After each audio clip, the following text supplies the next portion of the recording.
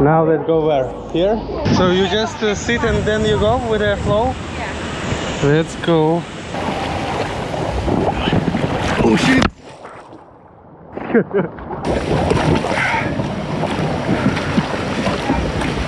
Which rides should we do more?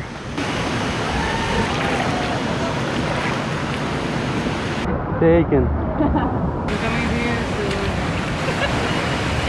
Just because.